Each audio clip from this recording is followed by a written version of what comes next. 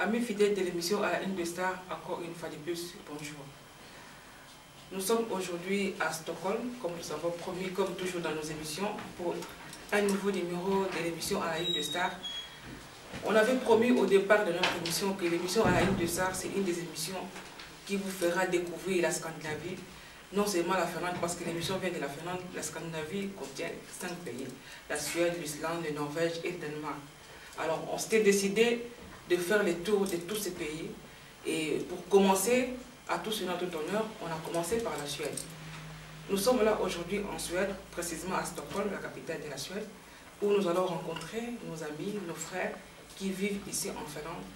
À travers cette émission, vous allez découvrir comment nos frères, nos sœurs vivent ici en Suède, parce qu'il y a une grande communauté congolaise qui vit ici en Suède depuis plusieurs années.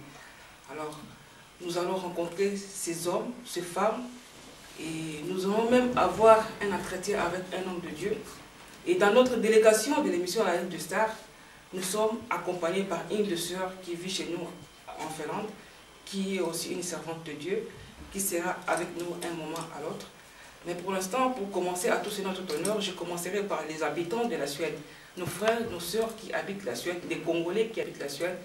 Et nous aurons discuté, nous aurons à discuter, nous aurons à partager certains éléments qui concernent la vie sociale des Congolais en Suède, ici précisément dans la ville de Stockholm.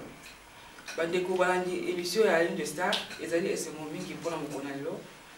Tokutana lisusu na mboka oyo babengi Stockholm, capitale ya mboka Suède. Tokutana bandeko na biso ba Congolais, bazali ebele awa, basi mibali.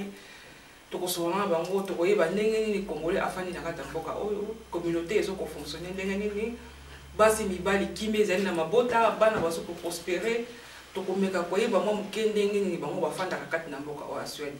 Alors bokomona bandeko na biso mibali, bandeko basi, bokomona basali na nzambe mpe kati ya mboka oyo bazali, parce que l'église ezali partout. Bokozwa occasion ya kodécouvrir bango un jour dans la vie. Peut-être moko na bino mpe okoya kofanda na mboka oyo, peut-être vous avez un projet à travers les Kouana, vous voyez, eloko nini ya malonga, eloko nini ya kitoko eza na mboka o, pena eloko nini ya mabe, tango vous à Stockholm, vous avez à disposition na o, pona bandeko bafandi kati na mboka o. Na yango pona ko banda émission na biso, pona ko pesa bino image ya bana Suède, pour découvrir ba grand prêtre ya Suède, ba crâne ya Suède. To retourner le mois loyembo moko boye, na simande to continuer émission na biso. Pour nous continuer l'émission, nous avons l'émission à la Une de Star. Nous allons à Stockholm. Nous allons à Stockholm. J'espère que ça va être bien. Comme on a Stino Mayemba au voisin qu'on va vers la Suède. Nous allons à côté de Jano, moi à Stockholm. Jano Nzoko. Bango ne na kobana lelo isolo na bango parce que bango bata liboso comme on dit à tout seigneur tout honneur bango bat bayali biso na kata mboka ya Stockholm yango na kobana na bango pour ko bana biso na biso na bango na banda ko pesa mbote. Bonjour de Costina. Bonjour maman Marceline. Bonjour Janon Zoko. Bonjour maman.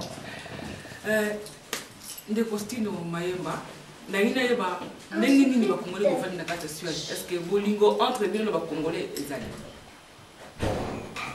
Bolingo soit dans le biais ezali ou bien dans le biais ezali on est avoir cosime et si ka bavandi makambo ezanga raté donc bolingo za 50% bolingo pesa 50%.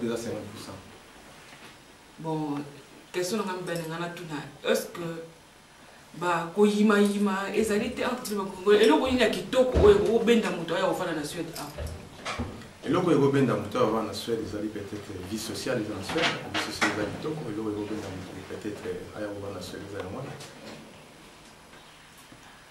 Merci beaucoup parce que motono so alandaka maya alandaka sika mbisa alandaka sika maya ezoko tola donc ndenge vie eza malade motono so akoko ya kufana na kata mboka Stockholm.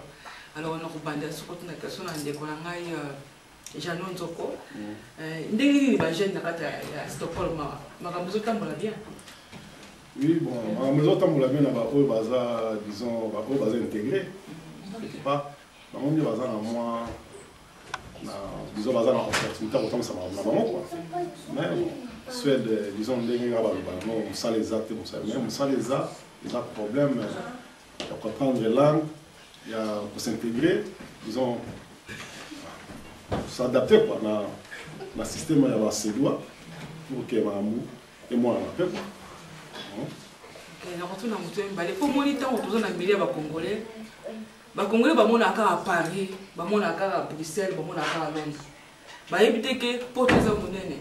Et si que les dans la crâne, ils ont payé qui pour Paris comme ce que est-ce que pour la Batouane ou Bassala, on a Stockholm, on a Fomboka, vieux à Paris. On peut savoir la réponse.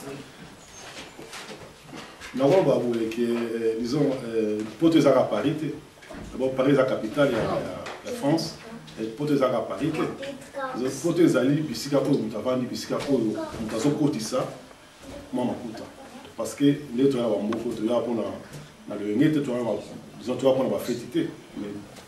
Disons tu y a dans les gens qui ont maïs, les gens qui ont donc tous ont maïs, tout le monde a construit dans le monde, tu vois. Mais bon, nous avons disons, nous avons un objectif, nous avons la poteau. Soit il y a la poteau dans le Niger, soit il y a la tiragaya, parce qu'il y a pas de poteau. Mais bon, nous avons pour les titres, nous avons pour Balouka, pas qu'il y ait reconstruit dans le monde, tu vois. Le poteau est allé, soit les amours, les amours, très bien, tous ont l'opportunité belle. Les amours, bien, comment ils ont l'opportunité, moi, dans la France, on les a. Ce n'est pas une question de Suède, non, tous les Esquimaux, mais non, tous les Esquimaux, tous les même la catégorie. C'est ça la part, il y a un pays pour les autres construire la catégorie. Comment? La question à répondre correct quoi. Ah, et ça qui peut revenir parce que moi ni bato mususu ndenge est grave le bato ba ina esika na lisolo. Ayo ka lisolo ka kuna ndenge mo pe bazo ina bato mususu na lisolo ba Suède kuna on les a ba lifelo. Bazo bosa la kemi za partout. Alors donc on ngala ndeko na biso style ba yeba tona mususu. Ngala tuna ndenge nini ba babi ona poto mabale fanda su bien te. Basi ba fanda bien mi balite. Mibali bazolinga basi na bango ndenge tozalaka na mboka na Afrique te na Congo te. Est-ce que biloko wana a pe na Stockholm ezali? Ouais, biloko wana eza na Stockholm et eza na poto mobimba. Omoni ndenge balobaka kozwa mwasi otia na ndako eza facilité surtout na kati ya poto awa. Biloko wana ezo créer dans le sens que omoni toujours nde babaka mbongo ya mwasi eza toujours na problème. Soki mobala azosala te mwasi azosala. Donc, il y a toujours un problème dans le ndako. Et puis, il y a des temps où on va dans le ndako, il faut toujours dialoguer dans le scénario. Les Cambodgiens, tout ça, quand même, dans le pays, ils ont développé, donc, tout ça, en Europe. Donc, il y a des chefs qui sont en Afrique, qui sont les colons qui sont en côté aussi. Donc, il y a toujours un dialogue.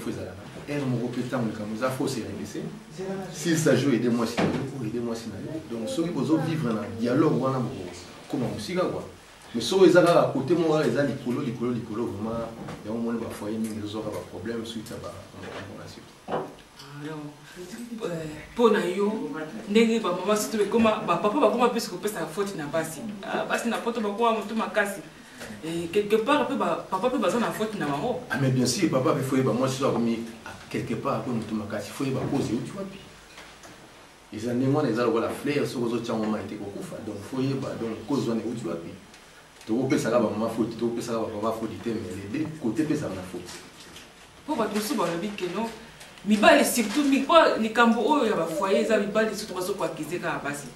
Ba bino ala na poto mosto sagindenge ni ato me pesi ndenge mosto bi awo makeo mosto bi awo kwa kalo abiso ni banda pour bino kwa na biso na rythme na biso ba africain eza mo pasi ke ni to ofani na mbila ko wasifamo bima so bilo no kende ezo ko déranger mingi alors na za simo mingi ya koyeba est-ce que bato na Stockholm basambela? Oui basambela là. Basambela là mais bolingo za motema. Tout ça mais là mais makambo tout ça là ils ont mérité d'être au centre de la vie. Et là ils a passé en moi. Est-ce que ah pe mangombe comme le quoi mayibo zo bima ah participe par là lingomba parce qu'on appelle lingomba. Ouais lingomba zo bima na ngo bana ko bima ra team ki le kokufa. Aussi la tête on est à bima ra team ki le kokufa. Ya danga tu la sous pas papa Jamon Zoko. Est-ce que mangomba ezoko boma ou tezoko bongisa po do mona mangomba monsieur ko na mangomba ba yosali iko pa ba on to sala likele ba mutala